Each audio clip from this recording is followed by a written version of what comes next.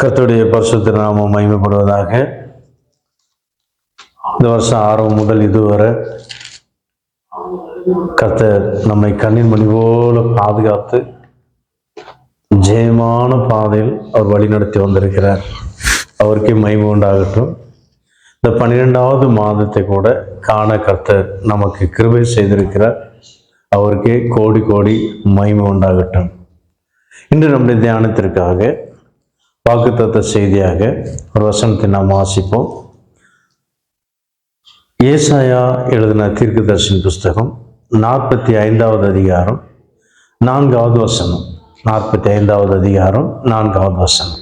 வெண்கல கதவுகளை உடைத்து இருப்பு தாழ்பால்களை முறித்து அந்தகாரத்தில் இருக்கிற பொக்கிஷங்களையும் ஒளிபீடத்தில் இருக்கிற புதையல்களையும் உனக்கு கொடுப்பேன்.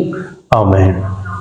இந்த வசனத்தில் நாம் வாசித்தோம், வெண்கல கதவுகளை உடைத்து இருப்பு தாழ்பால்களை முறித்து அந்தகாரத்தில் இருக்கிற பொக்கிஷங்களையும் ஒளிப்பிடத்தில் இருக்கிற புதையல்களையும் உனக்கு கொடுப்பேன் என்று கர்த்தருடைய வார்த்தையானது நமக்காக சொல்லப்பட்டிருக்கிறது. இந்த மாதத்துல தேவன் நிச்சயமாக பொக்கிஷங்களை தர அவர் ஆயத்தமா இருக்கிறார். நீங்கள் பெற்றுக்கொள்ள ஆயத்தமா இருக்கீங்களா? நிச்சயமாகவே அவர் சொன்ன தேவன் நிச்சயமா அவர் தருவார். அது எப்படி தருவாராம்? வெண்கல கதவுகளை உடைத்து இருப்பு தாழ்பால்களை முறித்து உங்களுக்கு தருவார். ஏன் வெண்கல கதவுகளும் இருப்பு தாழ்பால்களும் சொல்லப்பட்டிருக்கிறது? தாழ்பால் என்ற பூட்டு. கதவுனா கதவு உங்களுக்கு தெரியும் இல்லை? கதவுக்கு கதவையும் உடைத்து அவருடைய பூட்டையும் உடைத்து என்ன செய்யறாராம்? உங்களுக்கு கொடுப்பாராம். அப்படி என்றால் என்ன? தடை வெண்கல கதவு போல தடையா இருக்கிறது. அநேக குடும்பங்கள்ல பொக்கிஷம் ஆசீர்வாதம் வருவதற்கான தடையா இருக்கிறது. அந்த வெண்கல கதவுகளை உடைத்து தடையா இருக்கிற பூட்டை முறித்து தேவன் நிச்சயமாக உங்களுக்கும் எங்களுக்கும் தர விரும்புகிறார். பொக்கிஷம்னா என்ன? நாம் நீதிமொழிகளில் வாசிக்க முடியும். 15வது அதிகாரத்தில் 6வது வசனத்துல வாசிக்கும் போது அதில் ஒரு வார்த்தை சொல்லப்பட்டிருக்கு, யார் யார் வீடுகளில் பொக்கிஷங்களால் நிறைந்திருக்கும்? நீதிமானுடைய வீட்டில் அதிக பொக்கிஷம் உண்டு. அநேக பொக்கிஷங்கள் உண்டு. நீதிமான்களுடைய வீட்டில் அநேக பொக்கிஷங்கள் உண்டு. அநேக அல்லது அதிக இல்லையா? எல்லாம் ஒண்ணுதான், அதிகமான பொக்கிஷங்கள். அப்போ நீதிமான்களா இருக்கிற உங்களுடைய வீட்டிலும் எங்களுடைய வீட்டிலும் என்ன பொக்கிஷத்தை அவர் தர விரும்புகிறார்? எனக்கு அருமையான தேவனுடைய பிள்ளை, இந்நாட்கள்ல அநேக குடும்பங்கள்ல பொக்கிஷமா எண்ணப்படுகிறது என்னன்னா, என்ன சொல்றாங்க? ஒரு வீடு கிடைச்சிச்சுன்னா அந்த வீடை பார்த்து சொல்லுவாங்க, இது எனக்கு பொக்கிஷம், எனக்கு பொக்கிஷம். சிலருக்கு குழந்தை பாக்கியம் கிடைச்சிச்சுன்னா இந்த குழந்தை எனக்கு கர்த்தர் கொடுத்த பொக்கிஷங்க அப்படின்வாங்க.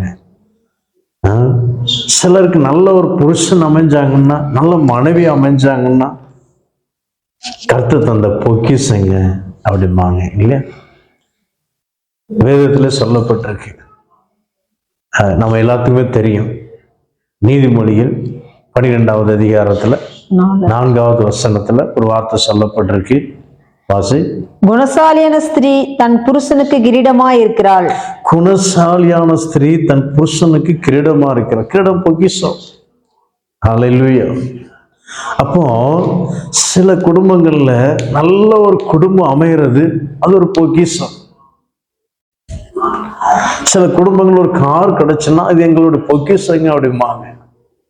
நல்ல ஒரு வேலை கிடைச்சிச்சுன்னா இதை கர்த்தர் அந்த பொக்கிஷங்க அப்படிம்பாங்க. எனக்கு அருமையான தேவனுடைய பிள்ளை, ஆனா யோசேப்பு பரிசுத்தவானாகிய யோசேப்பு, அவர்கிட்ட நீங்க கேட்டீங்கன்னா உங்களுக்கு கர்த்தர் என்ன பொக்கிஷம் கொடுத்தாருங்க அப்படின்னு கேட்டீங்கன்னா அவர் சொல்லுவார், என்னை சிறையில் போட்டது எனக்கு பெரிய ஒரு பொக்கிஷங்க அப்படி என்று சொல்லுவார். என்னை போத்திபார் அவருடைய மனைவியுடைய வார்த்தையை கேட்டு என்னை சரியாக விசாரித்து என்னை சிறைச்சாலையில் அனுப்பாமல் வைத்திருப்பாரானால் நான் இன்னமும் அவருடைய வீட்டில் வேலைக்காரனாக தான் இருந்திருப்பேன். ஆனால் அவர் என்னை சிறையில் போட்டபடினால்தான் நான் இன்று இவ்வளோ பெரிய ஒரு அதிகாரியா மாறினேன் என்று சொல்லுவார். எனக்கு அருமையான தேவனுடைய பிள்ளை, அதே போல பரிசுத்த தாவீது அவர்கிட்ட கேட்டாங்க கூட அவர் சொல்லுவார். அவர் சொல்லியிருக்கிறார்.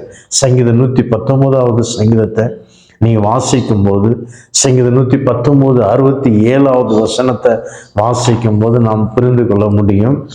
நான் உபத்திரப்படுவதற்கு முன் வழி தப்பி நடந்தேன். படுவதற்கு முன் வழி தப்பி நடந்தேன். அல்லேலூயா. நாட்கள்ல 71வது வசனத்தை வாசி. நான் உபத்திரவப்பட்டது எனக்கு நல்லது, அதனால் உமது பிரமாணங்களை கற்றுக்கொள்ளுகிறேன். நான் உபத்திரவப்பட்டது எனக்கு நல்லது, அதனால் உமது பிரமாணங்களை கற்றுக்கொள்ளுகிறேன் என்று சொல்லுகிறார்.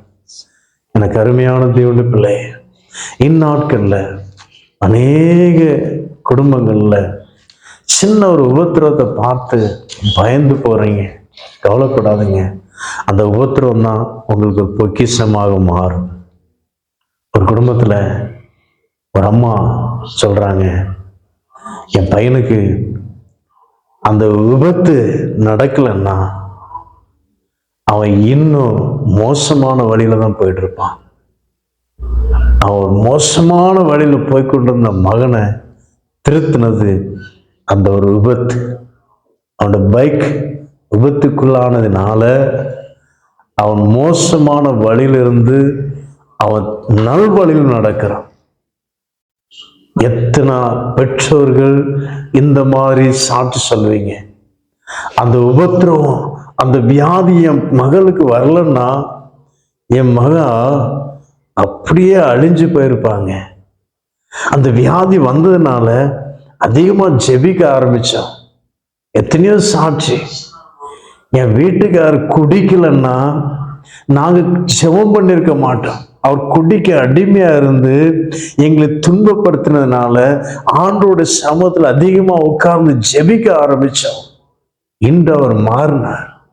நாங்களும் ஜெபத்துல வளர ஆரம்பித்தோம். ஆண்டோடைய அன்பில் வளர ஆரம்பித்தோம். அவர் குடித்தது எங்களை உபத்திரப்படுத்தினது எங்களுக்கு நல்லது. அவருடைய அன்பில் வளருகிறோம். எத்தனையோ பேர் சாட்சி சொல்ல முடியும். எனக்கு அருமையான தேவனுடைய பிள்ளை, உபத்திரப்படுகிறீங்களா, கஷ்டப்படுறீங்களா? இனிமேதான் உங்களுக்கு ஒரு பெரிய ஒரு பொக்கிஷத்தை அவர் தரப்போகிறார். உங்க பிள்ளை, உங்க மகன் உபத்திரப்படுறாங்களா, கஷ்டப்படுறாங்களா, நீங்க கஷ்டப்படுறீங்களா? இனிமேதான் புரிந்து கொள்ளுங்க. இனிமேதான் இந்த கஷ்டம்தான் எனக்கு ஒரு பொக்கிஷமா மாறப்போகுது. இந்த வியாதி தான் எனக்கு ஒரு பொக்கிஷமா மாறப்போகுது. உங்களை அவதூறா பேசுறாங்களா? இந்த அவதூறான பேச்சு தான் என்னை பொக்கிஷமாக மாற்ற போகுது. எனக்கு அருமையான தேவனுடைய பிள்ளையே, என்னை அவதூறா பேசுறாங்க, என்னை கீழ்த்தரமா பேசுறாங்க, எல்லா மீடியாக்களிலும் என்னை அவதூறா பேசுறாங்க. கவலைப்படுறீங்களா? உங்களை தான் இந்த அவதூறான பேச்சு தான் உங்களை நாளைக்கு பெரிய ஒரு பொக்கிஷமா மாற்ற போகுது. எனக்கு அருமையான தேவனுடைய பிள்ளை, யார் அவதூறா பேசினாங்களோ அவங்களே சொல்லுவாங்க, பாரியா அந்த மனுஷனை பாரு, இப்ப பார் எவ்வளவு அருமையா இருக்கிறான், அந்த மனுஷன் பார் எவ்வளவு அருமையா பிரகாசிக்கிறான். இந்நாட்கள் உங்களுக்கு தெரியும், ஜான் ஜெபராஜை பற்றி தூசித்துட்டே இருக்கிறோம். ஒவ்வொரு மீடியாக்களில் பேசிக்கொண்டே இருக்கிறோம். தேவன் எல்லாம் பார்த்து கொண்டிருக்கிறார். அந்த தம்பியோட நிலவரம் என்னன்னு யாருக்கும் தெரியாது. எனக்கு அருமையான தேவனுடைய பிள்ளை, தேவன் உயர்த்த ஒரு செகண்ட் போதும், ஒரு நிமிஷம் போதும், ஒரு அடையாளம் போதும், ஒரு அற்புதம் போதும். எனக்கு அருமையான தேவனுடைய பிள்ளை, கவலைப்படாதீங்க. கர்த்தர் நம்மோடு கூட இருந்து பெரிய காரியங்களை செய்ய போகிறார். இந்த மாதத்துல பெரிய ஒரு பொக்கிஷத்தை தரப்போகிறார். பரிசுத்த பவுல் என்ன சொல்றாருன்னா, பரிசுத்த பவுல் எதை பற்றி பொக்கிஷம் சொல்லுகிறார்னா, 1 தெசலோனிக்கேயர் 2வது அதிகாரம் 19வது வசனம் 20வது வசனத்தை வாசிக்கும் போது அதுல சொல்லப்பட்ட வார்த்தை வாசிங்க. எங்களுக்கு நம்பிக்கையும் சந்தோஷமும், எங்களில் நம்பிக்கையும் சந்தோஷமும், மகிழ்ச்சியின் கிரீடமாய் இருப்பவர் யார்? கிரீடமாய் இருப்பவர் யார்? நம்முடைய கர்த்தராகிய இயேசு கிறிஸ்து வரும்போது, நம்முடைய கர்த்தராகிய இயேசு கிறிஸ்து வரும்போது அவருடைய சன்னிதானத்திலே நீங்கள் அல்லவா அப்படி அவருடைய இருக்கிறீர்கள். சன்னிதானத்தில் நீங்கள் அல்லவா அப்படி இருப்பீர்கள்.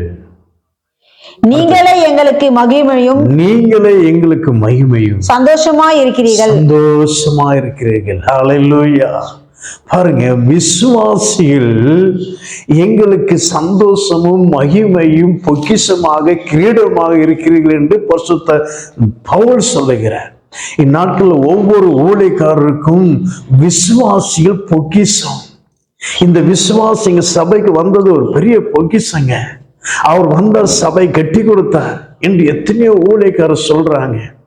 இந்நாட்களில் எத்தனையோ ஊழியக்காரங்க ஆத்மாக்கள் இல்லையே. என்னை போல பரிதபித்துக் கொண்டிருக்கிற ஒவ்வொரு ஊழியக்காரரையும் பார்த்து கர்த்தர் சொல்லுகிற வார்த்தை, நான் பொக்கிஷத்தை தருவேன், அநேக ஆத்மாக்களை தருவேன். எனக்கு என்னுடைய அருமையான தேவனுடைய பிள்ளையே, சோர்ந்து போகாதீங்க. ஆத்மாக்கள் இல்லையே, நான் என்ன செய்வது? பயப்படாதீங்க, சோர்ந்து போகாதீங்க. கர்த்தருடைய வார்த்தை சத்தியம். அவர் சொன்னதை செய்வார். தெல்லான பொக்கிஷத்தை தர விரும்புகிறார். எனக்கு அருமையான தேவனுடைய பிள்ளையை நிச்சயமாக தருவார். அதே போல எனக்கு அருமையான தேவனுடைய பிள்ளை, எத்தனையோ குடும்பங்கள்ல திருமண தடை, குழந்தை பாக்கியம் தடை, வேலை இல்லாத தடை, வேலை கிடைக்க மாட்டேங்க. அநேக குடும்பங்கள் ஆசீர்வாத தடைகள், பொக்கிஷமே இல்லையே. அநேக குடும்பங்கள்ல, நீதிமானுடைய குடும்பங்களில் அதிக பொக்கிஷங்கள் உண்டாயிருக்கும் என்று வாசித்தோம் இல்லையா? இந்நாட்டு அநேக நீதிமானுடைய குடும்பங்கள்ல பொக்கிஷங்கள் குறையா இருக்கிறது. திருமண தடை, பிள்ளையின்மை, வேலையின்மை, எல்லாவற்றையும் தேவன் மாற்றி இன்று உங்களுக்கு இந்த மாதத்துல அவர் பொக்கிஷத்தை தர விரும்புகிறார். குழந்தை பொக்கிஷம், நல்ல லைஃப் பார்ட்னர் பொக்கிஷம், நல்ல குடும்பம் பொக்கிஷம், நல்ல வீடு பொக்கிஷம், நல்ல கார் பொக்கிஷம், நல்ல வேலை பொக்கிஷம், நல்ல சபை பொக்கிஷம், நல்ல ஒரு ஊழியரை ஒரு பொக்கிஷமாக உங்களுக்கு கொடுப்பார். நல்ல ஒரு சபையை ஒரு பொக்கிஷமாக கொடுப்பார். எத்தனையோ விசுவாசியம் சொல்றாங்க, இந்த சபைகளுக்கு தந்தது கர்த்தருடைய பொக்கிஷங்க அப்படிம்பாங்க. எனக்கு அருமையான தேவனுடைய பிள்ளையே, இந்த பொக்கிஷத்தெல்லாம் தருவதற்காக கர்த்தர் ஆயத்தமா இருக்கிறார். கண்களை மூடுவோம், சிறிய ஜெபம் ஜெபித்து நாம் முடிப்போம். சர்வ வல்லமையுள்ள பிதாவே, நன்றியோடு ஸ்தோத்திரிக்கிறோம். இந்த மாதம் கொடுத்த வாக்குத்தத்தத்தின்படி நீர் எங்களை ஆசீர்வதிக்க போறீங்க. உமக்கு நன்றி செலுத்துகிறோம் அப்பா, உமக்கு நன்றி செலுத்துகிறோம் அப்பா, உமக்கு நன்றி செலுத்துகிறோம். வெண்கல கதவுகளை உடைத்து, இருப்பு தாழ்பால்களை முறித்து, அந்தகாரத்தில் இருக்கிற பொக்கிஷங்களையும் ஒளிப்படத்தில் இருக்கிற புதையல்களையும் உனக்கு தருவேன் என்று சொன்ன தெய்வமே, இந்நாட்கள்ல எத்தனையோ குடும்பங்கள்ல அப்பா, நீதிமானுடைய குடும்பங்களில் அநேக பொக்கிஷங்கள் உண்டாயிருக்கும் என்று சொல்லப்பட்டிருக்கிறது. இந்த அநேக தேவனுடைய பிள்ளைகளுடைய குடும்பங்கள்ல பொக்கிஷங்கள் குறைவா இருக்கிறதப்பா. குழந்தை பாக்கியம் இல்லை, திருமண தடைகள், நல்ல வேலை இல்லை, நல்ல சபை இல்லை, நல்ல ஊழியக்காரங்க இல்லையே என்று கலங்கி தவித்து கொண்டிருக்கிற உடைய ஒவ்வொரு பிள்ளைகளுக்கும் நீ பொக்கிஷத்தினால் நிரப்புவீராக, பொக்கிஷத்தினால் நிரப்புவீராக, ஆசீர்வாதத்தினால் நிரப்புவீராக. எத்தனையோ ஊழியக்காரர்கள் என்னுடைய சபையில ஒரு ஆத்துமாக்கள் இல்லையே, ஒரு ஆத்துமாக்கள் இல்லையே என்று கலங்கி வேதனையோடு சோர்ந்து போயிருக்கிற ஒவ்வொரு ஊழியக்காரருடைய குடும்பங்களிலும் அப்பா, ஊழிய பகுதிகளில் ஆத்துமாக்கள் நிரப்புவீராக. ஆத்மாக்கள் என்ற பொக்கிஷத்தை கட்டளிடுவீராக. சபை கட்ட உதவி செய்வீராக. தடைகள் மாறட்டும். நசரேயனாகிய இயேசு கிறிஸ்துவின் நாமத்தினால பொக்கிஷத்தை தடை செய்கிற பொல்லாத வல்லமைகளை இயேசுவின் நாமத்தில் நிர்மூலமாக நாமம் மகிமைப்படட்டும். இந்த பிரச்சனைகளோடு கூட இருக்கட்டும். இந்த மாதம் முழுவதும் ஜெயமாக அற்புதமாக வழிநடத்தும். வருகிற கிறிஸ்துமஸ் நாட்கள் சந்தோஷமாக உற்சாகமாக பொக்கிஷத்தை கர்த்தர் தந்தார் என்று சொல்லி உற்சாகமாக கொண்டாட நீங்கள் ஒவ்வொருத்தரும் உதவி செய்வீராக. நாமம் மகிமைப்படட்டும். காத்துக்கொள்ளும். இதை கேட்கிற பார்க்கிற ஒவ்வொரு குடும்பத்தையும் ஆசீர்வதியும். இயேசு கிறிஸ்துவின் நாமத்தில் வேண்டிக் கொள்கிறோம். ஜீவனுள்ள பிதாவே. ஆமென், ஆமென், ஆமென். கர்த்தர் உங்கள் அனைவரையும் ஆசீர்வதிப்பாராக. God bless you.